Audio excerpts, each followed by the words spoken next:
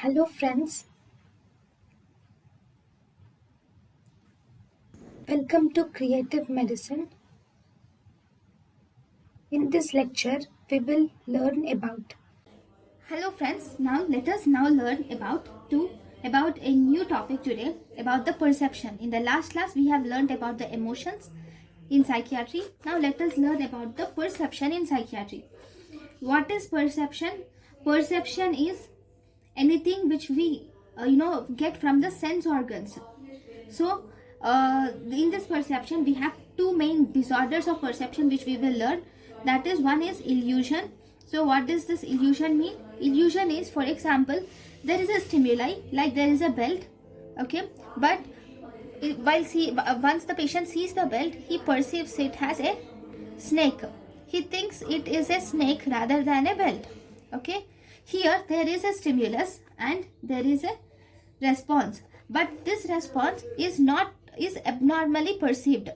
This stimulus is abnormally perceived has the other has something different. So this belt is actually seen by the patient as a snake. That is, abnormal perception of normal stimuli is illusion. Abnormal perception of normal stimuli is illusion. Then we have hallucination also. So what is hallucination? Hallucination is, here there is nothing. It is empty. There is no change in the environment, but still the person sees someone. Okay, so that is hallucination. Okay, this is the hallucination is false perception of an object or stimuli is called as hallucination. So what are the criteria of hallucinations?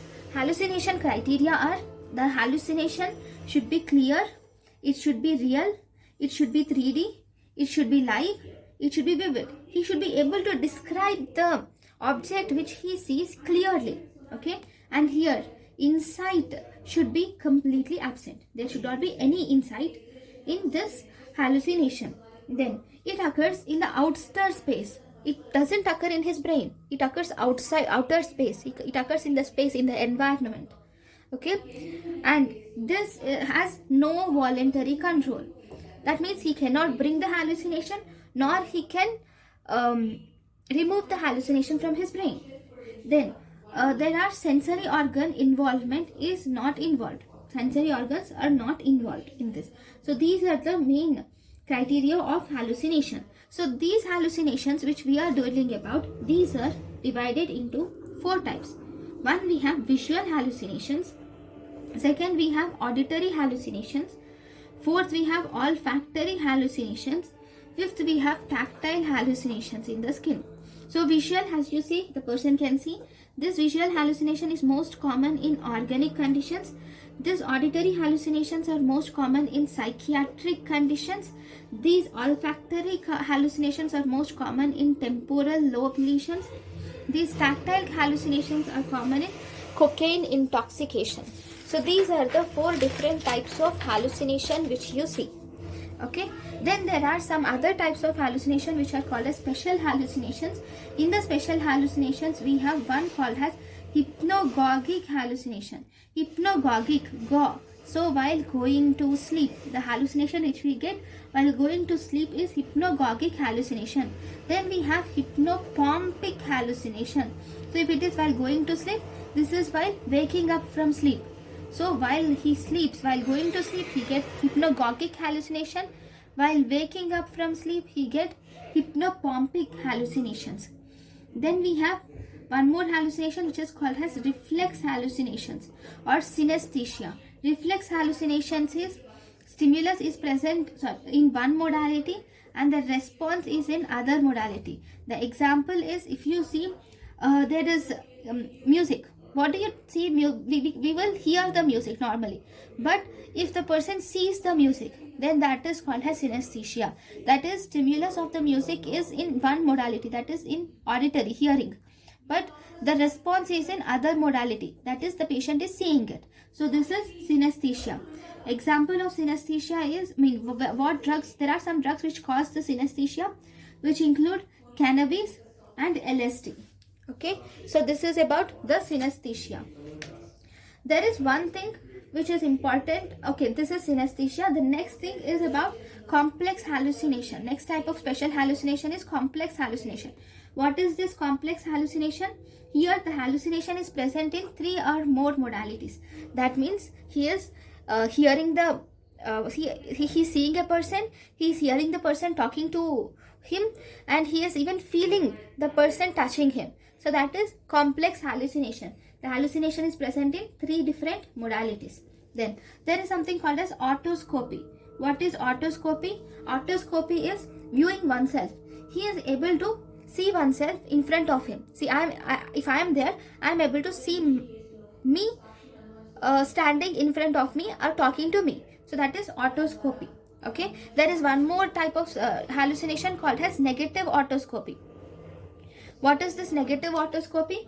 Here the person stands in front of a mirror, and in mirror what should he see? He should see himself in the mirror. Okay, but instead of seeing himself in the mirror, he sees nothing. He doesn't see anything, he just sees the surroundings. So that is called as negative autoscopy.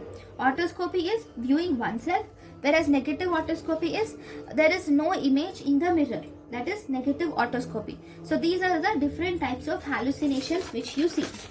Now there is something called as pseudo hallucination. What does pseudo hallucination? There is something called as pseudo hallucination. This pseudo hallucination is here the insight is present. He is able to understand it, and it is present obviously in the subjective space, and here the image is clear, 3D, live and vivid also, and it is not under voluntary control. Okay, it is almost similar to hallucination, but the only difference is here insight is present, whereas in hallucination insight is absent.